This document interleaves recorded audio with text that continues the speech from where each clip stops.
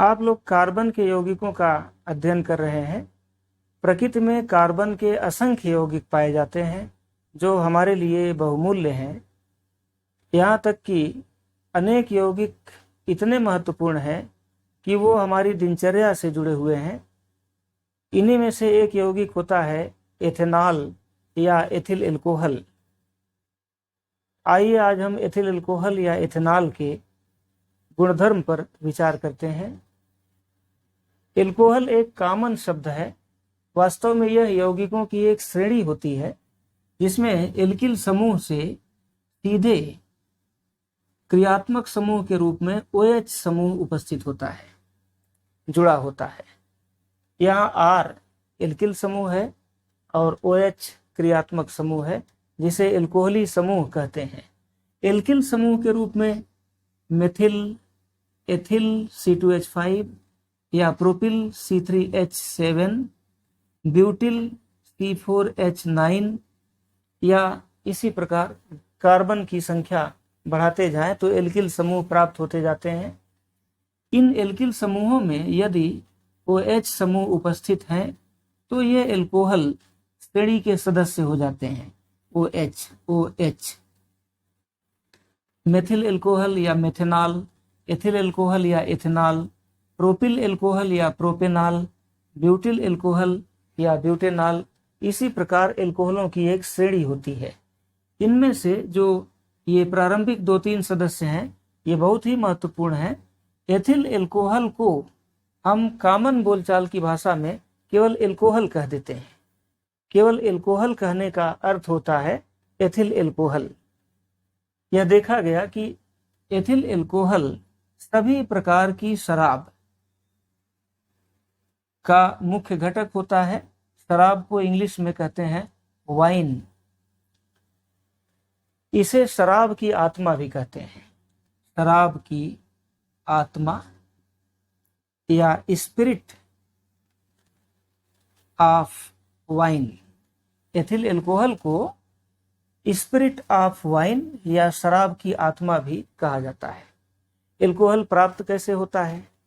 Alcohol प्राप्त करने हेतु कार्बोहाइड्रेट युक्त पदार्थों का किण्वन किया जाता है। कार्बोहाइड्रेट्स 2 प्रकार के होते हैं, शर्करा और अशर्करा। ऐसे कार्बोहाइड्रेट्स जो स्वाद में मीठे और जल में घुलनशील होते हैं, जैसे चीनी है, सुक्रोज है, ग्लूकोज है, फ्रक्टोज है, ये सभी शर्कराएं हैं, स्वाद में मीठी हैं और जल में घुलनशील हैं। किंतु अनेक ऐसे भी कार्बोहाइड्रेट्स होते हैं जो स्वाद में मीठे नहीं होते और जल में घुलनशील भी नहीं होते, जैसे स्टार्च है, मंड है। अनेक पौधों के बीजों में, दानों में मंड उपस्थित होता है, जैसे मक्का है, जौ है। इन सब से भी एथिल एल्कोहल का निर्माण किया जाता है। इसीलिए एथिल एल्कोहल को ग्रेन एल्कोहल भी कहते हैं। ग्रेन एल्कोहल, चूंकि यह स्टार्च युक्त दानों से या दानों के किण्वन से प्राप्त होता है, इसलिए इसे हम ग्रेन एल्कोहल भी कहते हैं।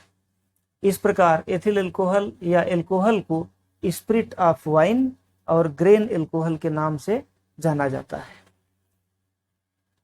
अब हम एल्कोहल के उपयोग पर विचार करेंगे। एल्कोहल के कौन कौन से उपयोग हैं? एल्कोहल का या एथिल एल्कोहल का उपयोग अनेक प्रकार के उपयोगी पदार्थों के निर्माण में किया जाता है। उपयोग कौन कौन से उपयोगी पदार्थ हैं जिनमें एथिल एल्कोहल का उपयोग किया जा सकता है या किया जाता है? देखा गया जैसे टिंचर आयोडीन है, या अनेक प्रकार के कफ सिरप हैं, खांसी के सिरप, या विटामिन युक्त अनेक प्रकार के टॉनिक हैं, पेंट है, वार्निश है, या इत्र है, सेंट है, इन सब के निर्माण में, या कभी कभी स्पिरिट लैंप के ईंधन के रूप में एथिल एल्कोहल का प्रयोग किया जाता है। यह देखा गया कि पीने वाली शराब का मुख्य घटक एल्कोहल होता है, एथिल एल्कोहल होता है। अतः एथिल एल्कोहल या एथेनॉल का प्रयोग पीने में भी किया जाता है। एथिल एल्कोहल या एथेनॉल पीने पर व्यक्ति के शरीर में चलने वाली जैविक क्रियाएं या उपापचयी क्रियाएं धीमी पड़ जाती हैं, भाव शून्यता या विचार शून्यता की स्थिति उत्पन्न होने लगती है, शरीर सुस्त होने लगता है, मांसपेशियां शिथिल पड़ने लगती हैं, मस्तिष्क धीमी गति से कार्य करता है, यहाँ तक कि किसी व्यक्ति को पहचानने में भी असुविधा होती है। रिएक्शंस धीमी गति से होते हैं, डिलेड रिएक्शंस, डिलेड रिएक्शंस अर्थात शरीर के द्वारा की जाने वाली प्रतिक्रियाएं धीमी पड़ जाती हैं। हमारे समाज में शराब पीना निंदनीय माना जाता है। यह व्यक्ति के लिए, उसके परिवार के लिए, समाज के लिए हानिकारक होता है। अतः किसी भी व्यक्ति को शराब पीने से बचना चाहिए। शराब कुछ समय के लिए तो राहत दे सकता है, किंतु लंबे समय के लिए यह हानिकारक ही होता है। जो व्यक्ति लंबे समय तक शराब का सेवन करते हैं, उनके शरीर के विभिन्न अंग प्रभावित हो जाते हैं। उनमें प्रमुख अंग है लीवर। यह देखा गया कि जो व्यक्ति लंबे समय तक शराब पीता है, उसके लीवर में सूजन आ जाती है और धीरे धीरे लीवर काम करना बंद कर देता है। लीवर का एक महत्वपूर्ण कार्य होता है डिटॉक्सिफिकेशन। डिटॉक्सिफिकेशन अर्थात भोजन के साथ ग्रहण किए गए विषैले पदार्थों के विष को समाप्त करना। ये लीवर का कार्य होता है। क्योंकि एल्कोहल भी एक प्रकार का विषैला पदार्थ है, तो इसके प्रभाव को समाप्त करने में लीवर को रासायनिक अभिक्रियाएं करनी होती हैं, जिसके कारण धीरे धीरे लीवर कार्य करना बंद कर देता है लंबे समय तक शराब का सेवन करने से। इस स्थिति को मेडिकल की भाषा में लीवर का डैमेज होना, लीवर का डैमेज होना कहते हैं। लीवर डैमेज हो जाता है। अतः व्यक्ति को शराब पीने से बचना चाहिए। शराब पीना हमारे समाज के लिए और स्वयं व्यक्ति के लिए, स्वास्थ्य के लिए भी हानिकारक ही होता है। एक अन्य महत्वपूर्ण उपयोग है एल्कोहल का, पावर एल्कोहल के रूप में। पावर एल्कोहल रेक्टिफाइड स्पिरिट या परिशुद्ध एल्कोहल 10% और शेष 90% पेट्रोल या गैसोलीन, इन दोनों के मिश्रण को पावर एल्कोहल कहते हैं।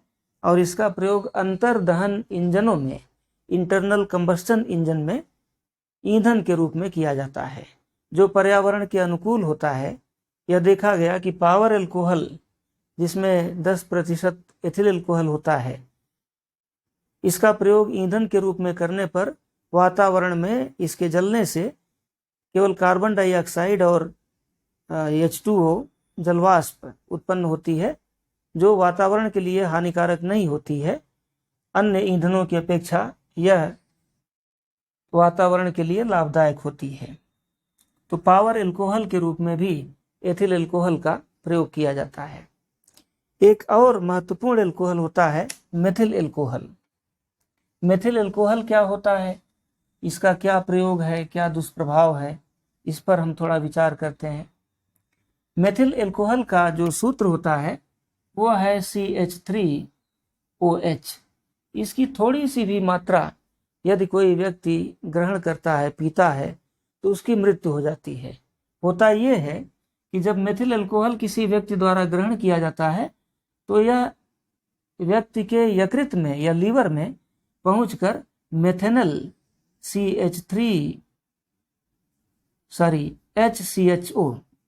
HCHO मेथेनल में परिवर्तित हो जाता है। यह मेथेनल हमारे शरीर की कोशिकाओं के लिए घातक होता है। कोशिकाओं में उपस्थित जीवद्रव्य का स्कंदन होने लगता है। मेथेनल के प्रभाव से कोशिकाओं के जीवद्रव्य का स्कंदन या कोआगुलेशन होने लगता है। कोआगुलेशन, जैसे मुर्गी के अंडे को उबलते हुए जल में डाल दें तो उसका जीवद्रव्य द्रव अवस्था से ठोस अवस्था में बदल जाता है। यह क्रिया कहलाती है स्कंदन।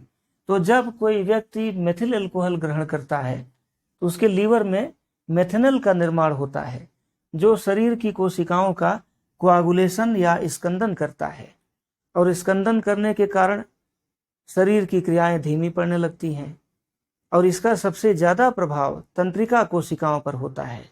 यह देखा गया कि जो नेत्रों से जुड़ी हुई, मस्तिष्क तक जुड़ी हुई तंत्रिका होती हैं, नेत्र तंत्रिका, वो प्रभावित होती हैं, उनका स्कंदन होने लगता है। इसलिए व्यक्ति की दृष्टि प्रभावित हो जाती है, व्यक्ति अंधा हो जाता है।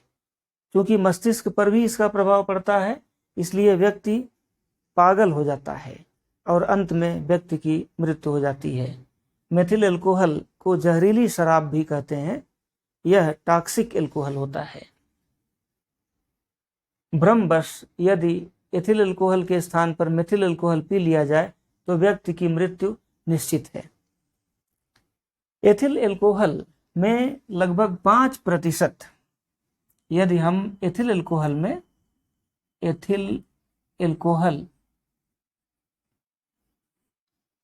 5% मेथिल अल्कोहल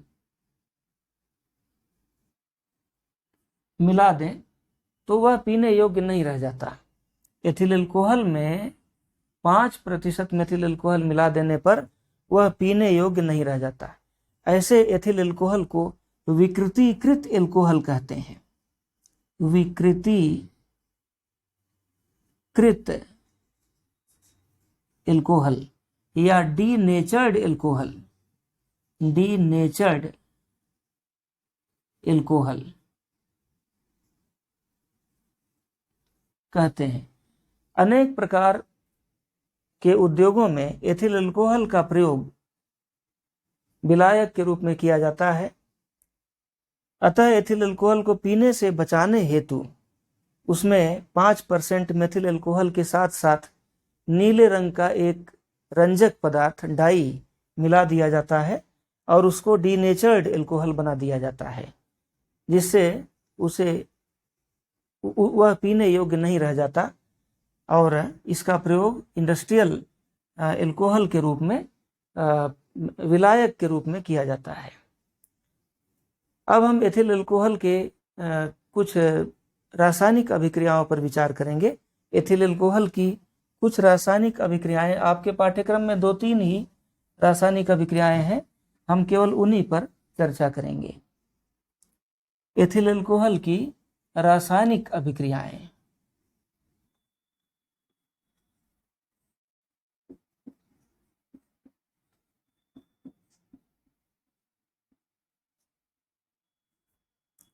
जिसमें पहला है सोडियम धातु से क्रिया। सोडियम धातु से क्रिया। इसके पहले आपने पढ़ा है कि जब सोडियम धातु के टुकड़े को ठंडे जल में डाला जाता है तो हाइड्रोजन गैस उत्पन्न होती है और सोडियम हाइड्रोक्साइड उत्पन्न होता है। ठीक इसी प्रकार की अभिक्रिया एथिल अल्कोहल से भी होती है। जब एथिल अल्कोहल में सोडियम धातु का टुकड़ा डाला जाता है 2C2H5OH + 2Na, तो ठंडे अल्कोहल के साथ क्रिया करके हाइड्रोजन गैस उत्पन्न होती है, H2 गैस उत्पन्न होती है और इस क्रिया में सोडियम एथॉक्साइड C2H5ONa, ये अल्कोहल का साल्ट है, ये प्राप्त होता है। तो यहाँ पर लिखेंगे सोडियम एथॉक्साइड। यह अभिक्रिया सोडियम की जल के समान होती है जिसमें हाइड्रोजन गैस उत्पन्न होती है। दूसरी जो महत्वपूर्ण अभिक्रिया है सांद्र सल्फ्यूरिक अम्ल के साथ अभिक्रिया, सांद्र H2SO4 के साथ। यदि हम सांद्र H2SO4 के साथ एथिल अल्कोहल को गर्म करें, 170 या 160 डिग्री सेंटीग्रेड के बीच में गर्म करें, तो एथिलीन गैस प्राप्त होती है। अभिक्रिया इस प्रकार है CH3 CH2OH, ये एथिल अल्कोहल का फार्मूला है। सांद्र सल्फ्यूरिक अम्ल की उपस्थिति में कंसंट्रेट H2SO4 की प्रेजेंस में 160 to 170 डिग्री सेंटीग्रेड पर एथिल अल्कोहल का निर्जलीकरण होता है, अर्थात इसमें से जल का अणु बाहर निकल जाता है और प्राप्त होती है ethylene gas CH2 double bond CH2 ethylene. पुनः सुनिए, यहाँ पर इस अभिक्रिया में सांद्र H2SO4 निर्जलीकारक के रूप में या डिहाइड्रेटिंग एजेंट के रूप में कार्य करता है। एथिल अल्कोहल का डिहाइड्रेशन अर्थात निर्जलीकरण होने पर, जल का अणु बाहर निकलने पर एथिलीन गैस प्राप्त होती है। एथिल अल्कोहल से एथिलीन गैस प्राप्त करने की यह एक विधि है। तीसरा जो रिएक्शन है महत्वपूर्ण है, एसिटिक अम्ल के साथ क्रिया। एसिटिक अम्ल के साथ एल्कोहलों की विशेषता है कि अम्लों के साथ क्रिया करके, जैसे आपने पढ़ा था अम्ल और क्षार आपस में क्रिया करते हैं तो उदासीन लवण और जल बनते हैं, इसी प्रकार जब कोई कार्बनिक अम्ल और एल्कोहल आपस में क्रिया करता है तो एस्टर और जल बनते हैं। यह क्रिया एस्टरीकरण कहलाती है। यह अभिक्रिया इस प्रकार से दिखाई जा सकती है।